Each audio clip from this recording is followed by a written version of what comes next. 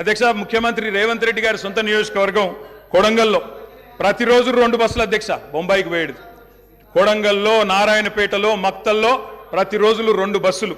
అదేవిధంగా అధ్యక్ష ఆ బస్ స్టాండ్కు పోతే ఆ వలసలను చూసి సలసల కాగే కన్నీళ్లను గారుస్తూ ఆ భార్యా పిల్లల ఏడుపులు. అదేవిధంగా 50 ఎకరాలు ఉన్న రైతైనా సరే అధ్యక్ష తెలంగాణలో ఆనాడు కాంగ్రెస్ పరిపాలన ఎంత గొప్ప పరిపాలన అంటే అధ్యక్ష మహబూబ్ నగర్లో 50 ఎకరాలు ఉన్న రైతైనా సరే గుంపు మేస్త్రిగా పనిచేసే దుస్థితి అధ్యక్ష. హైదరాబాద్కి వచ్చి కూలీ చేసుకునే దుస్థితి. ఇది వాస్తవం అధ్యక్ష, వారికి కూడా తెలుసు. ఒక్క మాటలో చెప్పాలి అంటే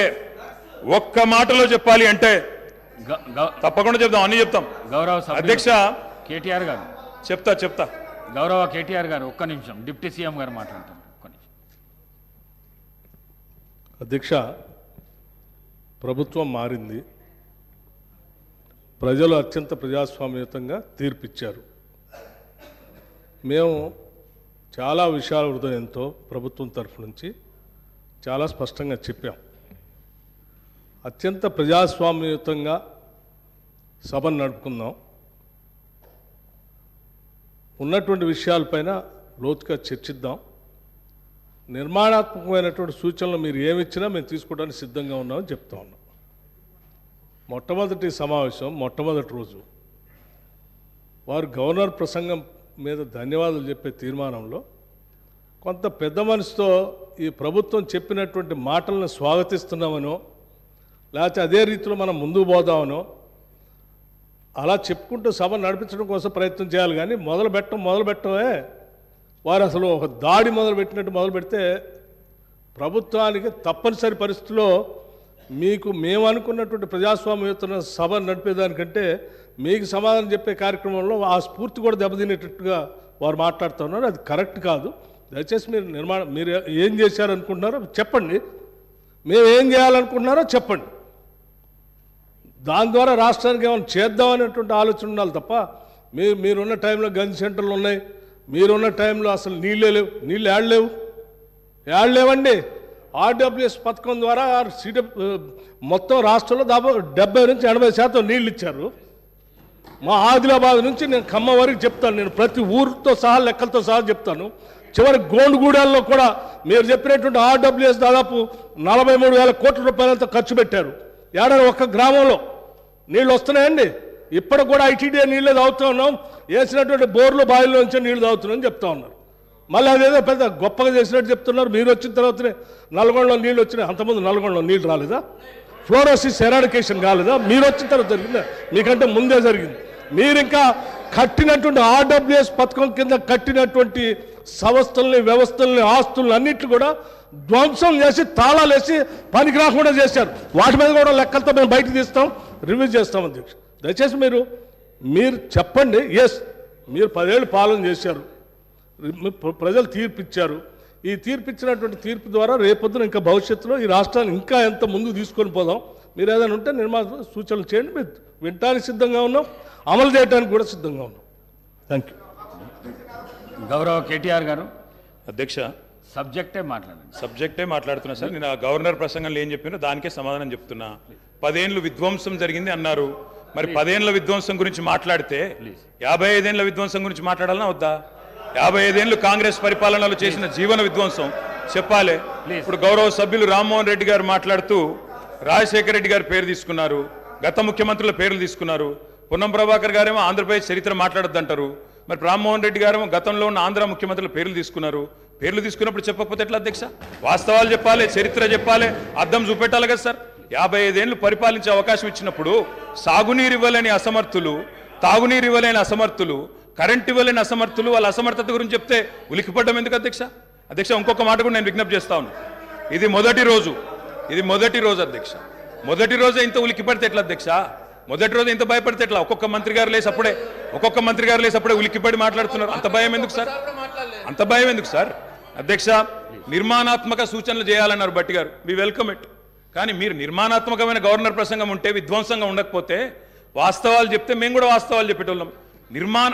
మా అధ్యక్షుడు స్పష్టంగా చెప్పారు, కొత్త ప్రభుత్వం వచ్చింది, తొందరపడకండి, ఒక 3 నెలలు సమయం ఇద్దాం, అట్రఫ్లాప్ అవుతారు ఎట్లాగూ, కానీ 3 నెలలు సమయం ఇద్దాం, ఎందుకంటే అధ్యక్ష చాలా చెప్తా అవి కూడా చెప్తా. పాపం వాళ్ళ సభ్యుడే వాళ్ళని నిరికిస్తాడు. అధ్యక్ష ఒక్క మాటలో చెప్పాలంటే తెలంగాణలో అధ్యక్ష ఒక్క మాటలో చెప్పాలంటే ఏంది అధ్యక్ష కాంగ్రెస్ పరిపాలన? బొంబాయి, బొగ్గుబాయి, దుబాయ్. ఆనాడు ఇదే కదా అధ్యక్ష. మొత్తం ప్రజలు వలసలు పోయే దుస్థితి, రైతులు మొగులు దిక్కు చేసే దుస్థితి, మొత్తంగా ఆఖరికి ఇవాళ అక్కడ కూర్చున్న ముఖ్యమంత్రి గారి సొంత జిల్లాలోనే గంజి కేంద్రాలు అధ్యక్ష. ఇందిరమ్మ రాజ్యం అంటే గంజి కేంద్రాలు, ఆకలి సావులు, ఎన్కౌంటర్లు తప్ప ఏముండే అధ్యక్ష? ఇది గొప్పగా చెప్తున్నారు అధ్యక్ష. ఆ రోజుల్లో ప్రాజెక్టులు కట్టకున్నా, పైసలు తరలించకపోయిన ఆంధ్రాకి మౌనంగా మంగళహారతులు పట్టింది తెలంగాణ కాంగ్రెస్ నాయకులు కాదా అధ్యక్ష? ఆనాడు మేము రాజీనామాలు చేస్తుంటే, గొంతు చించుకుంటుంటే, పేగులు దిగేదాకా కొట్లాడుతుంటే, పదవుల కోసం పెదవులు మూసుకున్నది ఎవరు అధ్యక్ష?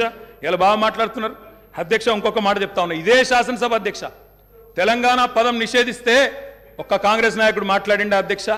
ఇదే శాసనసభలో అధ్యక్ష అక్కడ కూర్చున్న ముఖ్యమంత్రి కిరణ్ కుమార్ రెడ్డి గారు, మా హరీష్ రావు గారు లేచి మాకు నిధులు ఇవ్వరా అని అడిగితే, ఒక్క పైసా ఇయ్యా, ఏం చేసుకుంటావో చేసుకోపో అన్నప్పుడు ఒక్క కాంగ్రెస్ నాయకుడు మాట్లాడిండా సార్? ఇలా బాగా మాట్లాడుతున్నారు. పదవుల కోసం పెదవులు మూసిన చరిత్ర ఖచ్చితంగా తెలంగాణ కాంగ్రెస్ నాయకులదే. అందులో రెండో అభిప్రాయం కూడా అవసరం లేదు అధ్యక్ష. I'm not yielding sir. ఎందుకంటే మీరు నాకు రెస్క్యూకి రావాలా. మేము ప్రధాన ప్రతిపక్షం 39 మంది ఉన్నాం ఇక్కడ. మాటికి ఒక్కసారి ఇంటర్ఫియర్ చేస్తే మాకు కూడా సమయం ఇవ్వాలా మీరు? మాకు కూడా 4 సభ్యులకు మాట్లాడే అవకాశం ఇవ్వండి. మాటికి మంత్రి గారు చెప్పడం ఏంటండి? సమాధానం చెప్పలేరా అధ్యక్ష? అంత భయం ఎందుకు? సమాధానం చెప్పలేరా అధ్యక్ష? సమాధానం చెప్పలేరా సార్? వీళ్ళు చరవా చెప్పండి సార్. మా రిప్లై అయిపోయిన చెప్పమనండి అధ్యక్ష. గౌరవ సభ్యులు అధ్యక్ష. సార్ ఇది ఎందుకంటే వెంకన్న ఒక్క నిమిషం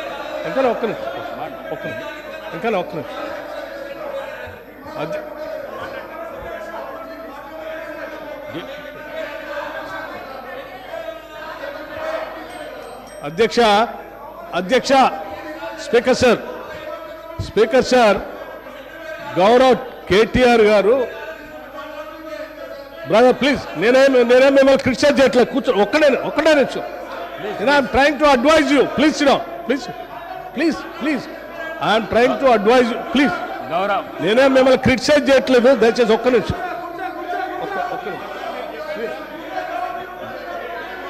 గౌరవ్ ప్రశాంత్ రెడ్డి గారు అధ్యక్ష. కూర్చో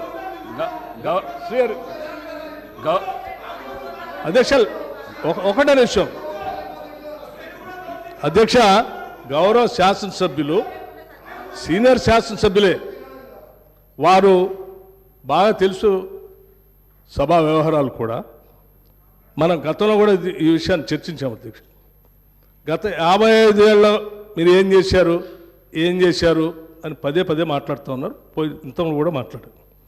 నేనేం చెప్తా ఉన్నానంటే, ఆ 55 ఏళ్ళు ఉమ్మడి రాష్ట్రంలో పాలన దానికంటే బాగా చేసుకోవచ్చనే, అది వద్దనుకొని మనం ప్రత్యేక రాష్ట్రం తెచ్చుకున్నాం.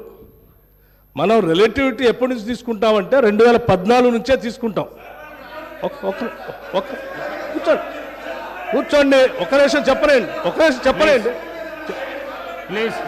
నిమిషం చెప్పండి. ప్రత్యేక రాష్ట్రం ఏర్పడిన తర్వాత అది బాగలేదనే ఈ రాష్ట్ర ప్రజలందరూ కూడా సకల జనం సమ్మె చేస్తే, ఇక్కడ ఉన్నటువంటి మంత్రులు కూడా, కౌశిక్ రెడ్డి గారు కూర్చోండి, పెద్ద రాష్ట్రంలో మంత్రులు ఉంటే కూడా రాజీనామా చేసి మంత్రులందరూ కూడా తీర్మానం చేసి, ఈ సభలో ఉన్నటువంటి కాంగ్రెస్ శాసనసభ్యులు కూడా అందరూ తీర్మానం చేసి ప్రత్యేక రాష్ట్రం కావాలని కేంద్ర నాయకత్వాన్ని ఒప్పించి శ్రీమతి సోనియా గాంధీ గారి దగ్గర కలిసి, సభలో సరిపోయేంత బలం లేకపోయినప్పటికీ సభలో ఉన్నటువంటి వాళ్ళందరినీ ఒప్పించి ప్రత్యేక తెలంగాణ రాష్ట్రం ఇచ్చినటువంటి కాంగ్రెస్ పార్టీ ఆ ఆలోచన ఉంది కాబట్టి ఇచ్చింది అధ్యక్ష. కాంగ్రెస్ పార్టీ ఇచ్చిన తర్వాత సంపదతో కూడినటువంటి రాష్ట్రాన్ని మీ చేతిలో పెడితే, మిగులు బడ్జెట్తో ఉన్నటువంటి రాష్ట్రాన్ని మీ చేతిలో పెడితే 10 ఏళ్లు బాగు చేయాల్సింది పోయి 5 లక్షల కోట్ల అప్పు చేసి వాళ్ళ అప్పుల రాష్ట్రంగా మార్చిన మీరు అప్పుడు బాగలేదు ఇప్పుడు బాగలేదు అంటారు. బాగుండాల్సింది 10 ఏళ్ళ నుంచి చేయాల్సింది మీరు. ఆ రోజు గతంలో డిప్యూటీ సీఎం గారు కేసీఆర్ కూడా అందులో మంత్రిగా ఉన్నారు. అవన్నీ బాగలేదని అనుకున్నప్పుడు అందరం కలిసి తీర్మానం చేసి తీసుకొచ్చుకుంటాం. తెచ్చుకున్న తెలంగాణ రాష్ట్రంలో పాలన గురించి అభివృద్ధి గురించి మాట్లాడుకోవాలి. కానీ మాట్లాడితే పాత మాట్లాడుకుంటే వీళ్ళందరూ రాజీనామా ఎందుకు చేస్తా అన్నారు, పార్లమెంట్లో వాళ్ళందరూ కొట్లాడుతా అన్నారు, వాళ్ళందరూ పెప్పర్ స్ప్రే తింటారు, మిగతా వాళ్ళు ఎందుకు రాజీనామా చేస్తారు, అది బాగాలేదని కదా తెచ్చుకున్న దాంట్లో మీరెంత బాగా చేశారో చెప్పాలి. కానీ ఏం చేశారు? పట్టుమని ఏమైనా గోదావరిలో ఒక చుక్క నీళ్లు తెచ్చారా, కృష్ణానదిలో ఒక చుక్క నీళ్లు తెచ్చారా? ఏం చేయలేదు కదా. లక్షల కోట్లు వృధా చేశారు. కానీ ఒక్క ఎకరానికైనా అదనంగా ఆయకట్టు నీళ్ళు ఇచ్చారా? ఒక్కడికైనా ఉద్యోగాలు ఇచ్చారా? ఒక్కడికైనా ఒక ఇందిరా ఇల్లు ఇచ్చారా? ఒక్కడికైనా ఏదైనా చేశారా ఈ రాష్ట్రంలో? ఏమి లేదు. అది చెప్పండి. మేము చెప్పింది అదే. ధనంతో కూడిన సంపదతో కూడిన తెలంగాణ రాష్ట్రం ఇస్తే 10 ఏళ్ళు విధ్వంసం చేశారు. ఇవాళ విధ్వంసం చేయడం కాదు, స్వేచ్ఛ లేకుండా చేశారు. ఇవాళనే వాళ్ళకి స్వేచ్ఛ వచ్చినట్టు తీర్పిచ్చారని చెప్పాము. దాని గురించి మాట్లాడిన 10 ఏళ్ళ నుంచి